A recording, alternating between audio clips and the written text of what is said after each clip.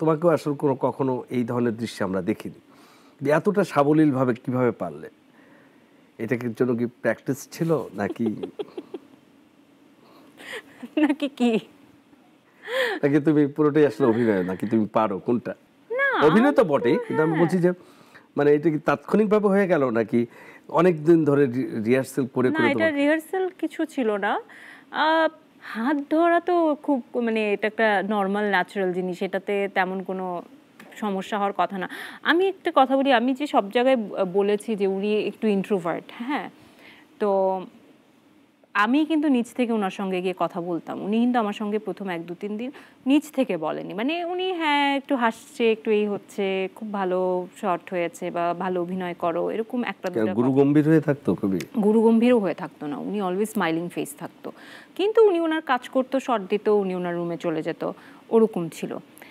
বা শটের মাঝে উনি প্রত্যেকবার মনিটরটা দেখতো, মানে মনিটরে কি কেমন হয়েছে প্রত্যেকটা শটের পরে উনি চেক করে, ওরটুকি। তো আমরা এক হচ্ছে যে আমরা সবসময় শুটিংয়ের মাঝে অনেক গল্প করি, আপনার সাথে কত গল্প করছি জীবনে, এই।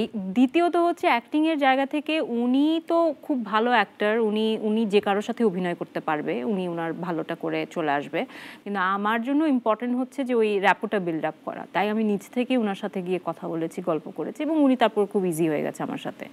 তো এবং এই যে কেমিস্ট্রির কথা বলছে সবাই, রসায়নের কথা বলছে, বা এত সুন্দর সাবলীলভাবে, এইটাতে আমি বলবো কি উনি আমাকে অনেক ইজি ফিল করিয়েছে। মানে আমার কোনো হেজিটেশন বা আমার কোনো আছে না আনইজিনেস কাজ করেনি, জাস্ট বিকজ সেটাই বলছি, খুব বিশ্বস্ত পার্টনারের মতো লেগেছে। হ্যাঁ হ্যাঁ হ্যাঁ, মানে আমি যদি বলি, বিশেষ করে আমার ওই দৃশ্যটা, সিনেমা হলে যখন গেছো তুমি চাচ্ছ যে সে তোমাকে একটু আদর করুক, সে বলছে পিছনে অডিয়েন্স আছে, তুমি যে উঠে যে তোমার ওই যে এক নাম্বার রাগের একটা দৃশ্য আছে না, ওই লুকটা, মানে ওইটা যখন দিলা আমি তখন খেয়াল করলাম ওইটা যেভাবে লুক ইয়েটা করলা, এক্সপ্রেশন দিলা, পুরোটা মনে হচ্ছে ন্যাচারাল।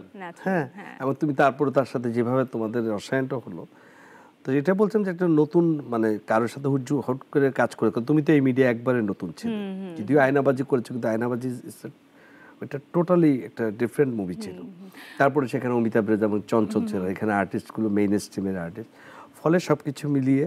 আর আরেকটা জিনিস কি বাবু ভাই, আমি অনেক মেন্টাল প্রিপারেশনও ছিল আমার, হ্যাঁ, যে রিহার্সালের অত সুযোগ ছিল না, করেছি বাট অত বিশেষ করে আর্টিস্টের সাথে অত সুযোগ ছিল না, তো আমার মেন্টাল প্রিপারেশনটা অনেক ছিল যে। এবং আমি একটা জিনিস আছে যে যখন ক্যামেরা অন হয়, আমি শো শুরু হয়ে গেছে, এখন পিছে তাকানোর কোনো উপায় নাই, তো আমি বেস্টটা দেওয়ার চেষ্টা করি আমার ক্যাপাসিটিতে, তো আমি ওটাই করি। তখন আমি আসলে তোমাকে কি ঠিক এই ক্যারেক্টারের জন্য ডিরেক্টর বলেছিল? হ্যাঁ, মানে তোমার দুইটা ক্যারেক্টার শোনার পর তুমি যদি তোমাকে মিমির ক্যারেক্টার করতে বলতো তুমি করতে?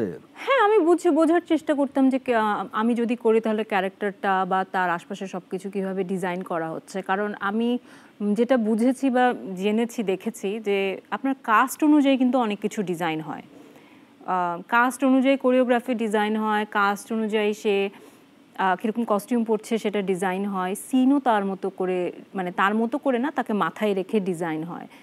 তো যদি আমার কাছে মনে হতো যে হ্যাঁ আমি হয়তো এটা পুল অফ করতে পারবো, তাহলে করতাম। তুমি যখন মিমির ছবিটা দেখলা, পুরোটা দেখার পর ধরো যে দুইটা গানই তো ম্যাসিভ হিট করেছে, প্রথমে হচ্ছে উড়া ধরা, তারপর হচ্ছে কোকিলের গানটা কুকু, মানে দুইটা গানের কোনো একটা নিজেকে কল্পনা করতে পারো বা পারতে? আমি আবারও ওই কথা বলেছি যে আপনি হয়তো এখন এটা দৃশ্যায়নটা আপনি দেখতে পাচ্ছেন যে মিমি কিভাবে করেছে বা দুই গানে আমাকে হয়তো এভাবে দেখা যেত না, আমাকে হয়তো অন্যভাবে দেখা যেত, তো সেভাবে আমি কল্পনা করতে পারিনি। সেটা আমরা একটু দেখলাম, একটু অংশ, কয়েক সেকেন্ড